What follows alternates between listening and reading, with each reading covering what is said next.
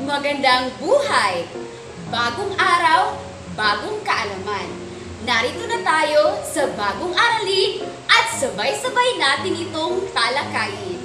Ako si Ginang Luna, ang iyong guro sa asignatura ng Pilipino. Sa aralin ito, ang mga mag-aaral ay inaasahang na ipapaliwanag ang kahalagahan ng paggamit ng ponemang suprasegmental, tono, diin, at antala.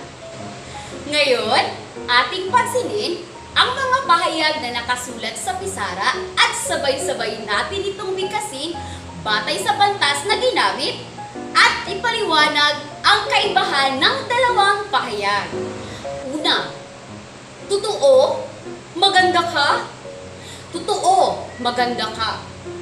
Ikalawa, matalino, siya, matalino siya. Ikatlo, mahal ka niya, mahal ka niya. Ikaapat, ikaw ang nang-iwan, ikaw ang nang-iwan. Ano ang napapansin mo sa dalawang pahayag na ating binasa? Mapapansin natin na magkaiba ang pamamaraan ng pagbigkas ng mga salita dahil sa panandang ginamit. Ano-ano nga ba ang mga ito? Una ay ang tono ng pagbigkas.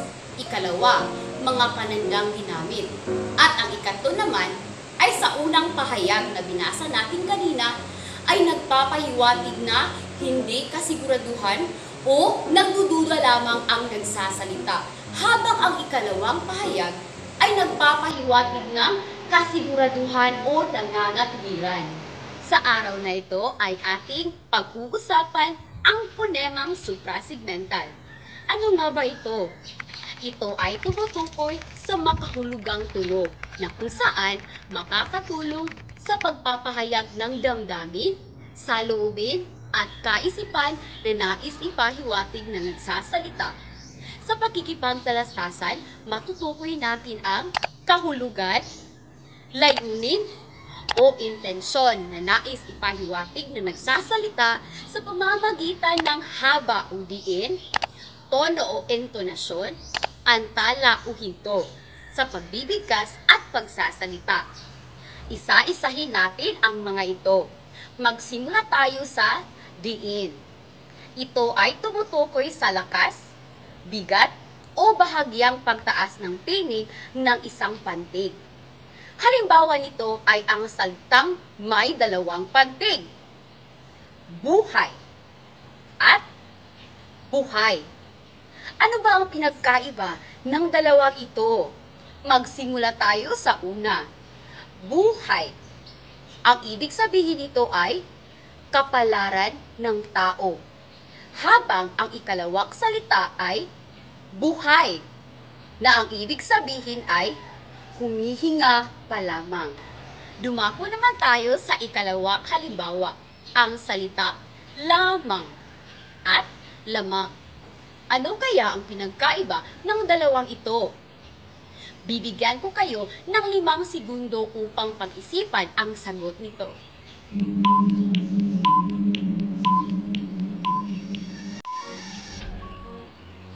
Tama!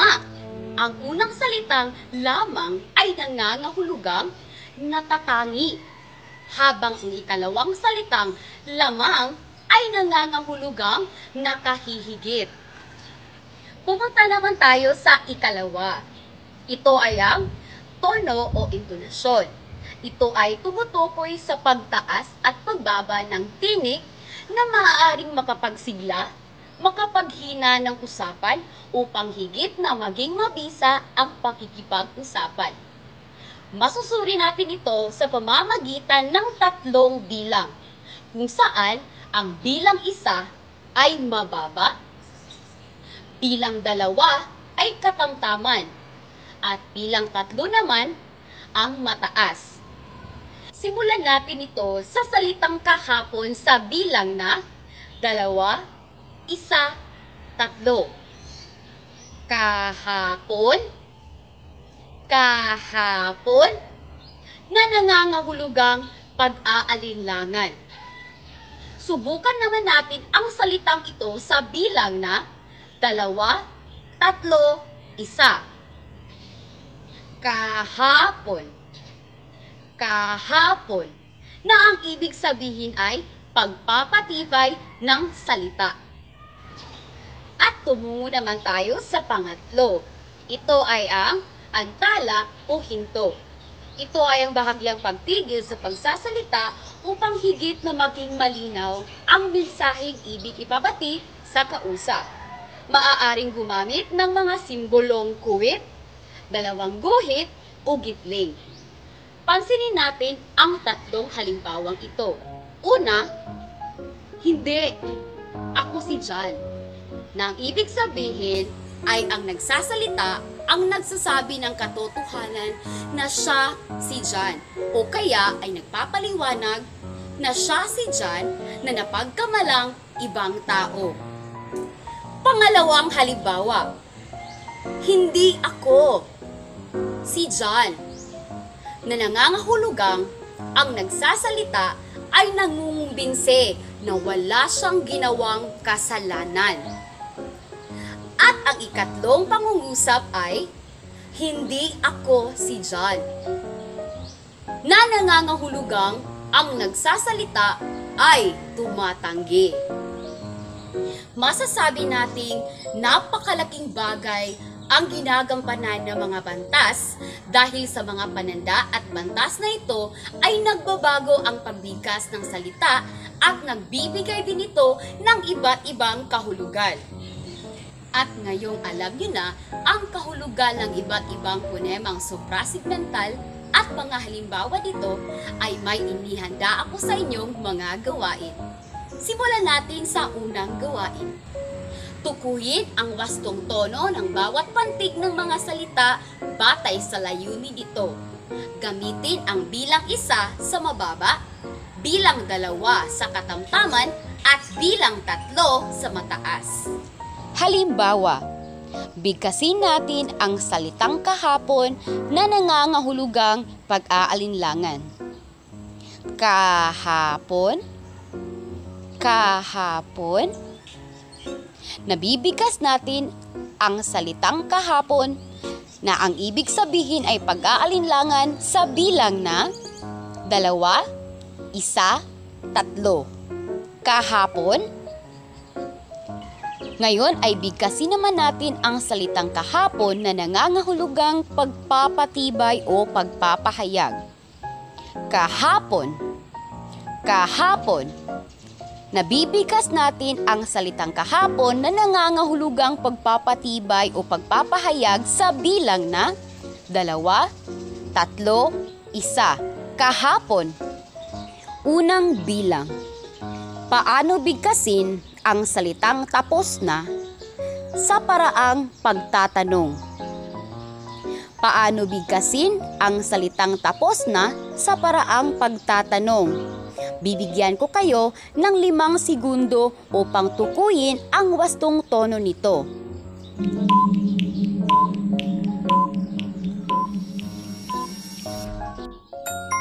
Tama! Nabibigkas ang salitang tapos na nangangahulugang pagtatanong sa bilang na 1, 2, 3. Tapos na? Ngayon, paano naman natin bibigkasin ang tapos na sa paraang pagpapahayag?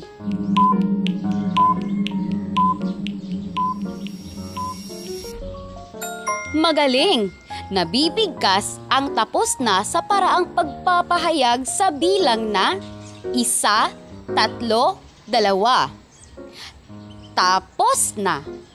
Tapos na. Ikalawang bilang. Paano naman ang salitang kumusta sa paraang pag-aalala?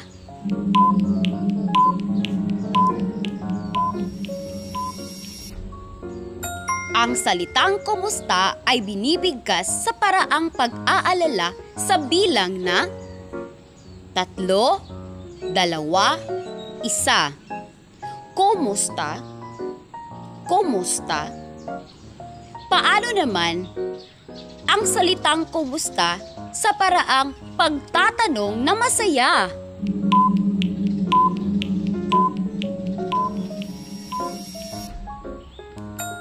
Magaling! Ang salitang kumusta sa paraang pagtatanong na masaya ay mabibigkas sa bilang ng 1, 2, 3. Kumusta? Kumusta? Pangalawang gawain. Piliin sa kahon ang tamang salitang pupuno sa diwa ng pangungusap. Unang bilang. Ang pagpipilian ay ang mga salitang kaya at kaya. Nawala ang pera niya, patlang siya umiyak. Patunayan mo na patlang mong sagutin ang pasulit.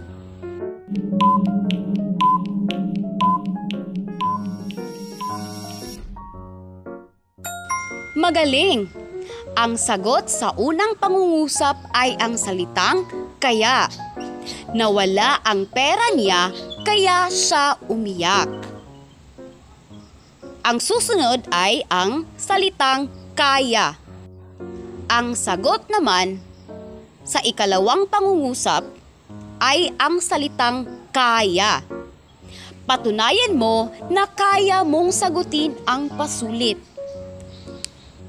Ikalawang bilang. Ang pagpipilian ay ang mga salitang sikat at sikat. Kahit patlang ka na, ay hindi mo pa rin dapat malimutan ang iyong pinagmulan. Napakasakit sa balat ang matingkad na patlang ng araw.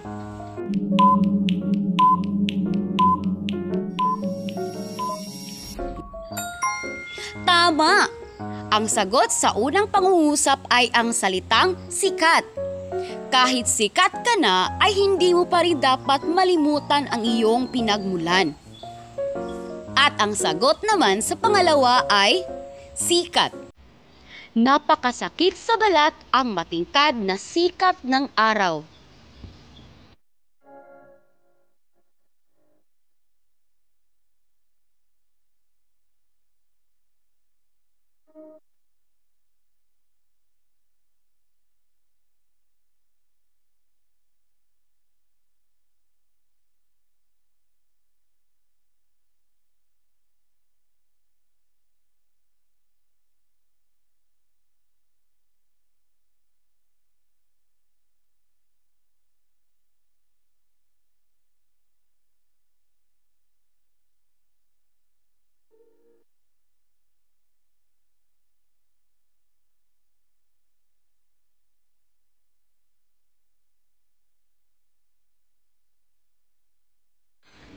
Ngayon ay masasabi nating nakakatulong ang punemang suprasegmental dahil ito ay nagsisilbing gabay upang mabigkas natin na may damdamin at maibigay ang nais ipahiwatig. Matutukoy natin na ang punemang suprasegmental ay ang diin, intonasyon at antala, kung saan nakakatulong upang mas maintindihan ang kahulugan ng nais ipahiwatig ng nagsasalita. Naway lubos ninyong naintindihan ang ating usapan ngayon. Ako si Ginang Luna na nagsasabing maraming salamat at magandang buhay.